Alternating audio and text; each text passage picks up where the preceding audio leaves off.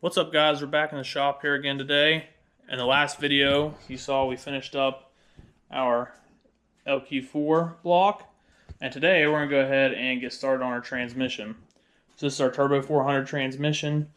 I went ahead and tore it apart without filming it. Figured you guys didn't want to see it. There's tons of good teardown videos on YouTube.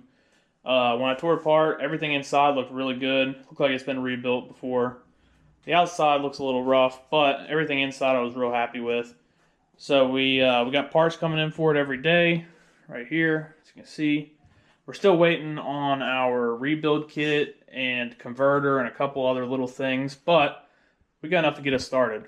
I went ahead and picked this turbo up over the weekend. This is a Borg Warner S485, so I'm real happy with that. We got our Motion Raceworks operator shifter. First impressions on this thing, I like it a lot. I like how it feels.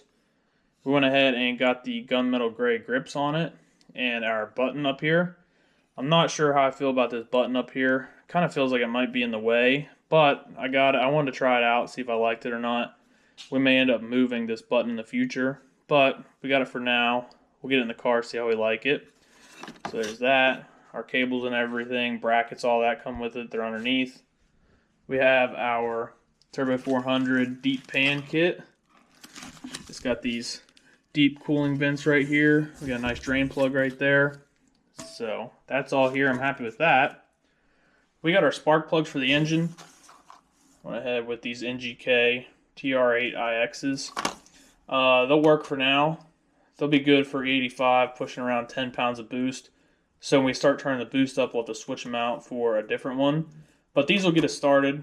So we'll go ahead and put those in the engine at some point. We have our ATI transmission catch can. So this will mount right in front of the pan up here. Up here. And then we'll run our line underneath. That way we can empty it a little bit easier. So we got all that. And then lastly, we have our Bellhousing here. We're going to go ahead and get started on this first. This is the ATI, here's our part number, ATI-200044. Got our gasket right here, all of our new bolts. Like I said, we're going to get started on this first. We're going to do this before we clean and paint the transmission, just because when we go to cut our old bell housing off and grind it down, we're going to make a mess. We're going to get aluminum dust everywhere. So this way, we can go ahead and do all of our dirty work, and then we can clean it, paint it, and we can start assembling it whenever our rebuild kit comes in. So we'll go ahead and get started on our bell housing first. So let's get at it. Okay, before we get started on this ATI bell housing, a couple more things I wanted to add. So this is an SFI rated bell housing. You can see how thick it is right there. So it looks like a pretty solid unit.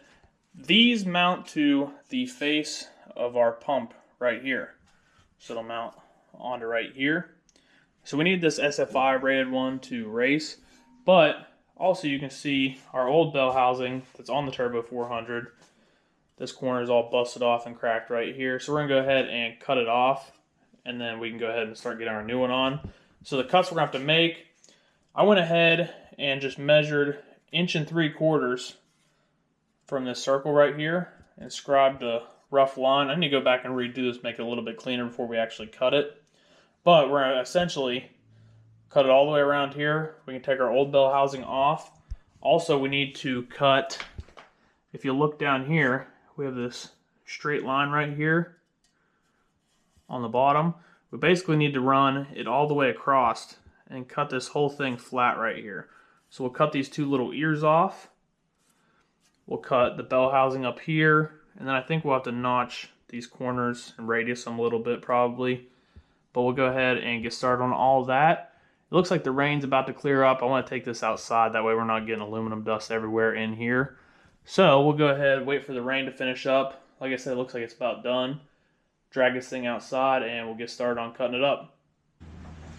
Alright guys, we're back in here again today. If you can't tell by the sound of rain on the roof, it is not letting up out there. No big deal, we just went ahead and moved this into the garage. We'll go ahead and cut it in here. One thing I forgot to mention while we were building our LS and so far in this video is what we're going to be putting this in. So this here is my 5th gen Camaro. You can see we already have the whole front end torn apart. There's no suspension or anything in it. I already painted the engine bay. We'll get into that in a later video. But here it is. You see the interior. We got it pretty much gutted right now too. Still a little bit left to do in there, but there she is. This was originally a V6 car. When I got it, somebody had already swapped this Turbo 400 and a 350 small block in it. Looked like they blew up the small block. Both of them were out of the car when I got it. The small block was pretty trash, so we ended up just scrapping it. Like I said, this Turbo 400 looked pretty good internally. So the goal is to get this transmission done, get it and the LS put back in here, and hopefully we should make some good power. But in the meantime, get back to our transmission over here. So we'll just go ahead and rough cut it on our line here, and then we can set our new bell housing on and see how it looks just after rough cutting it. So I'll go ahead and do that, and we'll be right back. Okay, now that we have our bell housing cut off, the next thing we need to do is we need to come across here and cut this flat. So if you see here, I set my pan on, make sure that I wasn't going to cut into my sealing surface right here, and then I just took a straight edge and scribed a line all the way across. Basically, where it's flat right here, you just want to come all the way over on each side, and then we'll go ahead and round this corner off after we do that, and we'll probably notch this little ear off right here after we cut it, probably just right there. So we'll go ahead and cut that next. Alright, we now have those two pieces cut off. This looks a little rough, but we can still grind it down. I made sure we're all good there, so we're good with that. So we have a rough cut done here, a rough cut on our bell housing. The next thing we need to do is we need to grind down these three little tabs flush with its outside ring right here. So we're just going to go ahead and grab a die grinder, cut them oversized, and then grind them down to where they're nice and flush right here. So you got one here, and one down here. I've already started on this one. You can see we still got a little bit more to take off. So we'll go ahead and knock those three down, and then we'll come back. Alright, so we have our three tabs ground down right here, nice and flush. We can clean them up a little bit more, but they look pretty good. So now we can go ahead and clean this up just a little bit. We can set our pump housing in, and then we can set our bell housing on and see where we need to take off around our edge up here. We're definitely still a little over, and I'm a little crooked right up here on top, if you can see.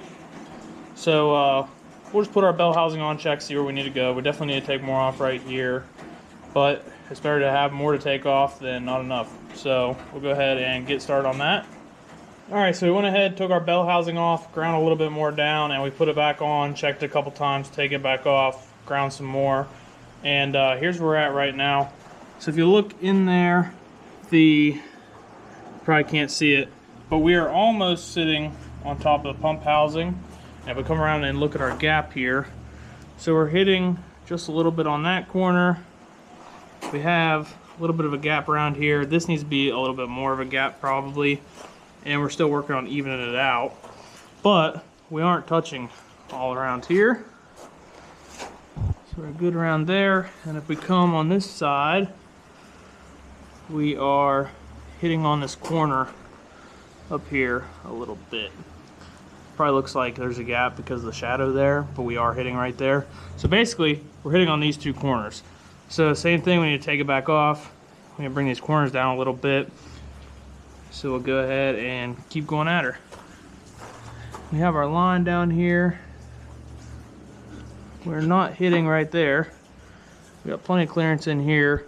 Still need to clean up this corner a little bit. We're still a little uneven too, but our bottom looks good. So yeah, like I said, we just need to hit those two corners a little bit and keep working on it, and hopefully we'll get there. Alright guys, we got our bolts in. They're snug down all the way around, and we are sitting nice and flat on our pump housing. I still got to do some finish work. That gap's a little tighter than I would like. We'll go around, and it's still a little uneven. I want something more of a gap like right here, so we just need to go around and level it out. But we're good all the way around. We tightened down. I did have to knock off this corner just a tad on the casting of the bell housing in there, and then I went in and just put a little 45-degree radius on the inside of the case back there. It was hitting a little bit right there, but other than that, everything looks good. So we'll go around, finish this up, get our gap nice and even. Some guys like to cut the bell housing clear down to here and just run a gap right there. All it is aesthetic. I like mine to come up a little bit closer. I just think it looks a little nicer that way. But we're good there. So like I said, we'll go ahead and finish this up, get everything nice and even, and then we can move on to drilling and tapping this right here for our overflow can. Alright guys, so I went ahead and did my cleanup work. If you look now, there is a nice even gap all the way around. Except right there. There's a little bit less of a gap. However, my angle grinder battery died, and I'm not walking out there in the pouring rain to get another one. Like I said, it's just aesthetic. So, we're good all the way around there. I'm gonna cut this tab off real quick and grind it smooth. We don't need it for anything, and it's just kind of sharp and in the way. So, now that all that's done, we'll go ahead and move on to drilling and tapping out our fitting. Alright guys, now that we have our bell housing done and taken care of, we can go ahead and drill and tap out this hole. So from the factory, this vent hole came with this plastic tubing in it. I think some of them came with steel. This one's plastic. So if you'll see, let's go ahead and take this out real quick. It's just cheap, brittle plastic tubing. So we're going to toss that away. And we're going to go ahead and drill and tap it out for this fitting right here. So there's our part number. This is a 90-degree 1/8" NPT to 1/4" push to connect fitting. So we'll drill this hole out right here. We're going to use a Q drill, and then we'll tap it out to 1/8" NPT. One thing to note, this is an NPT tap. I don't know if you can see or not, but it's tapered. If you tap this thing all the way through, your fitting will not go in. It'll go too far in, and it won't be any good. So you want to tap it maybe about halfway-ish. I normally tap it less than halfway, take it out, check the fitting, and then if I need to go deeper, I always can. Because like I said, this is tapered, so if you go too far in, your threads are going to be too big. So we'll go ahead and do that. We're going to drill it out with a Q drill, like I said. But one thing you'll see here, here's our hole on the other side. You'll notice how close it is to this wall right here. And this is our sealing surface for our pump. So when we drill our hole, we don't want to drill it straight through. We want to drill on a little bit of an angle. So what we're going to do is we're going to come through with our drill on this side, and we're going to angle our drill this way. That way we make sure we stay clear of this wall right here. So we're going to angle it. We'll come in right here with our drill this way, tap it, and we'll put our fitting in. So we'll go ahead and do that now. Alright, so we have our fitting installed right here. We got a nice swivel, and it's in there all the way. So that's done. The one last thing we're going to do today is you want to hit this surface right here with a stone where our valve body sits. I already did it, so I'll just tell you guys what I did. Basically, you want to wipe it off, make sure there's no aluminum dust on the face of it anywhere, and then spray it down with some WD-40, and then hit it with a stone. You can use whatever. I use these orange stones. You can get them from like MSC. I think this thing's 400 or 600 grit. But I use that. Just hit it. Make sure there's no nicks or anything like that on it. One good reason you want to do it is because your center support bolt goes in right here, and it's a 3/8 12-point bolt. It's pretty tight counterbore getting down in there with a socket, and a lot of guys will nick it up whenever they pull it out. I nicked mine up, which is no big deal. Just hit it with a stone, knock it back down. So everything's nice and flat there. So that should do it. That'll conclude the video here. As you can see, I am covered in aluminum dust and dirt and just nasty stuff. So tomorrow we'll go ahead and start cleaning this up. We'll probably pressure wash it, and then we'll probably blast it, and then we can go ahead and start getting ready for a coat of paint. So we'll end the video here. I'll paint it, and hopefully the next video we'll have it nice, clean, and painted. The rebuild kit will be here, and we can go ahead and start putting it together. So thank you for watching. Let me know in the comments below. I know our LS videos were pretty long, and this here will be a shorter video. So let me know if you like the shorter videos better, or if you like the more longer, detailed, in-depth videos. But that should do it for today. Thank you guys for watching, and we'll see you next time.